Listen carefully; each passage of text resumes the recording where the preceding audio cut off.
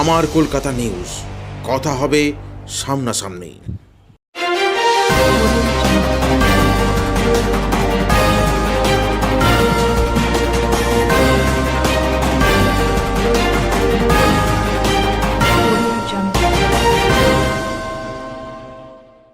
গতকাল ভর দুপুরে জনসমক্ষে ছিনতাইয়ের ঘটনায় চাঞ্চল্য হুগলির কোন্নগরে। জনবহুল রাস্তার মধ্যে সাইকেল থেকে টাকা সমেত ব্যাগ তুলে নিয়ে চম্পট দিল দুষ্কৃতীরা। ঘটনাটি কোন্নগর ক্রাইফার রোড সংলগ্ন মনসাতরা এলাকার। সিসিটিভি খতিয়ে দেখে পুলিশ ঘটনার তদন্ত শুরু করেছে। কোন্নগর দেবপাড়ার বাসিন্দা মনীন্দ্রনাথ রায়, পেশায় তিনি একজন সরকারি কর্মী ছিলেন। বুধবার সকালে 11টা নাগাদ স্টেট ব্যাংকে আসেন পেনশনের টাকা তুলতে। 32,500 টাকা মোট পেনশনের টাকা তুলে তিনি একটি হ্যান্ড ব্যাগে করে সাইকেলে নিয়ে যাচ্ছিলেন। সেই সময় রাস্তায় বাজার করার জন্য তিনি দাঁড়ান। তখনই তার চোখের নিমিষে সাইকেল থেকে সেই টাকা সমেত ব্যাগ তুলে নিয়ে পালায় দুষ্কৃতীরা।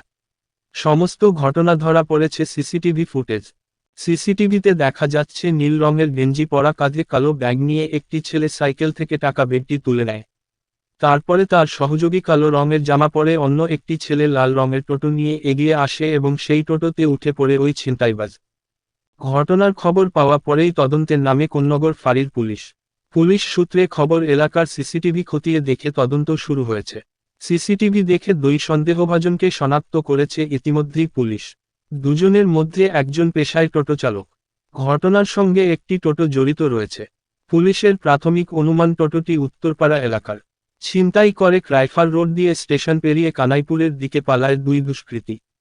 গোটা ঘটনার তদন্ত ইতিমধ্যেই শুরু হয়েছে। দুষ্কৃতীদের ধরতে ময়দানে পুলিশের আধিকারিকরা। সকালবেলা পেনশন তুলতে গেছি বাড়ির থেকে, পেনশন তুলে তারপরে স্টেট ব্যাংকের থেকে পেনশন তুলে বাড়ি আসছিলাম। তারপরে ক্রাইফার রোডে নেতাজি সুভাষ বোস স্ট্যাচুর ওখানে তরমুজ কিনলাম, কিনে আর একজনের কাছে তরমুজ কিনতে গেছি পাশেই।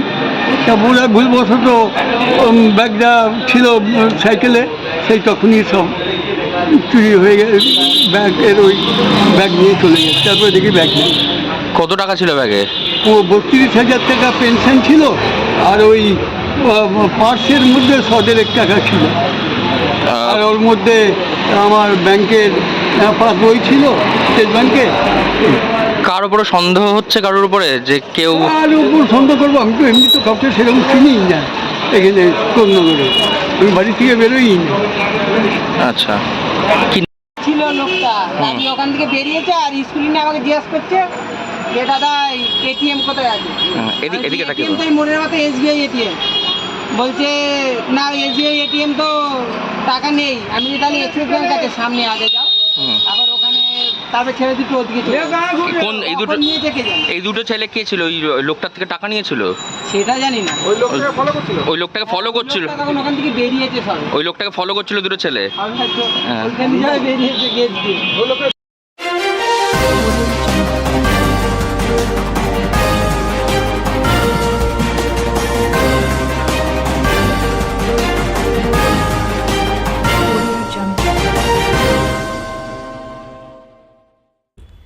আমার কলকাতা নিউজ, কথা হবে সামনাসামনি।